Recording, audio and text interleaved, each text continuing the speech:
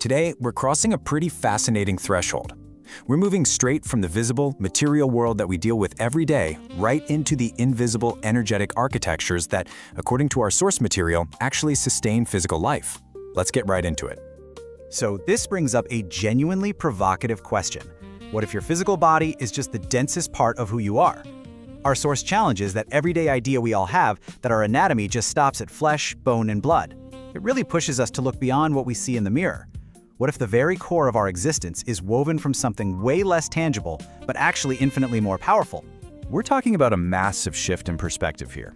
On one side, you've got the dominant mechanistic model. This is the one that views the human body strictly through scalpels and microscopes, looking at us as biological machinery made of flesh, bone, and chemical reactions.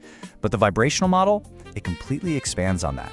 It views a human being as a radiant matrix. Think luminous lattices of energy and concentric fields. It's an idea of interconnected energy that ancient healers intuitively understood way before the written word, basically framing our physical bodies as just one small piece of a massive vibrating whole. Okay, let's anchor ourselves with a definition. Vibrational medicine, which was systematically mapped out by Richard Gerber, creates a really critical bridge. The main goal isn't just treating the dense physical form. It's about mapping out and treating the dynamic matrix where our life force actually flows.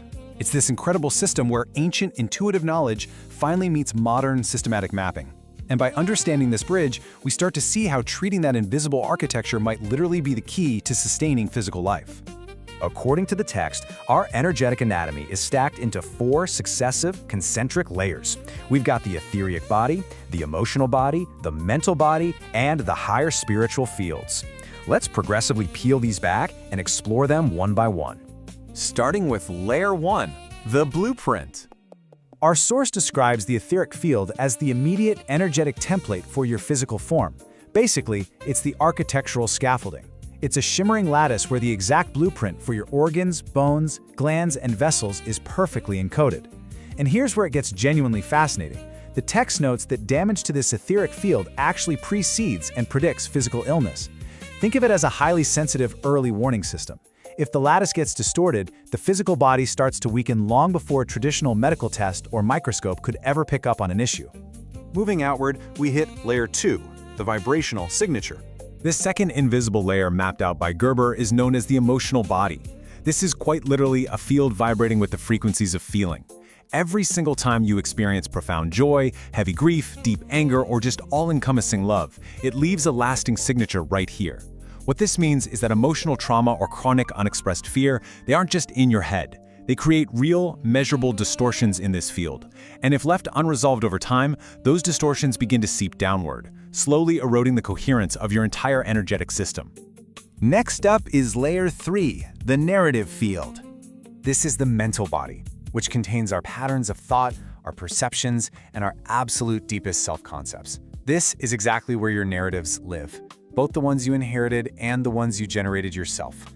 The text really emphasizes that limiting beliefs and internalized judgments are not just harmless shadows floating through your mind. No, they are active vibrational forces. Just think about that for a second. They actively shape your bioenergetic field. They carry the power to influence your gene expression, your immune function, and literally how your cells communicate with each other.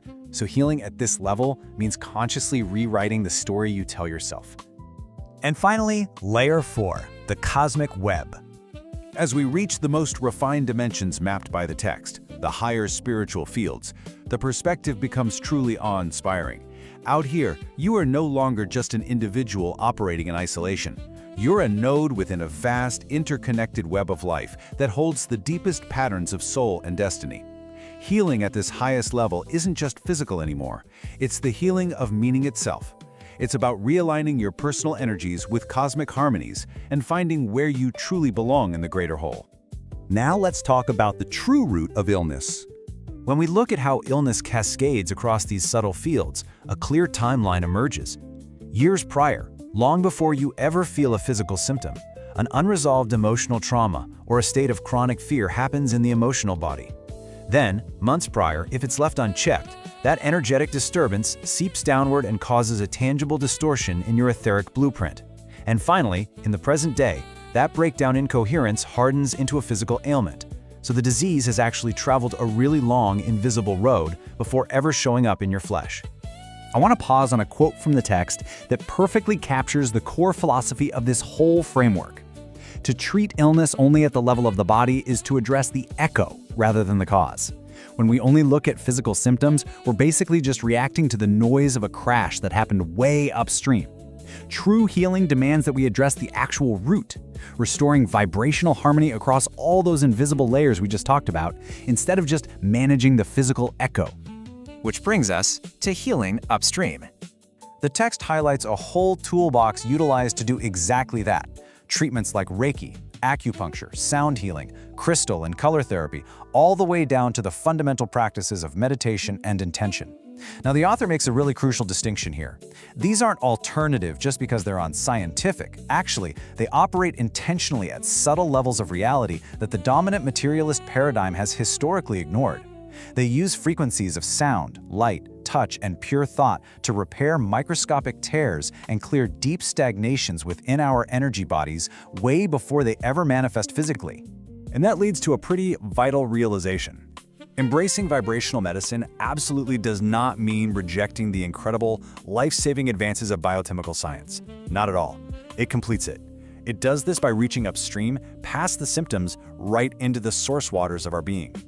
The author emphasizes that we're really just remembering a deeper truth here, that behind every single physical molecule is an energy field. Behind every cell is a pattern of light. The text suggests that our body is not a prison of fate, but a temple of light. So I'll leave you with this final thought to ponder as we wrap up this explainer.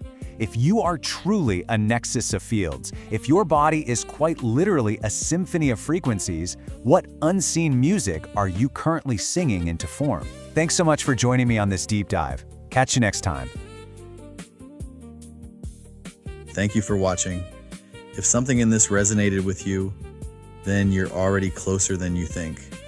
If you're ready to go deeper, there's a link below to my book, Quantum Healing Codes: Unlock the New Science of Self-Rejuvenation. This isn't theory, it's a framework you can actually use. Tap the link below and step into it.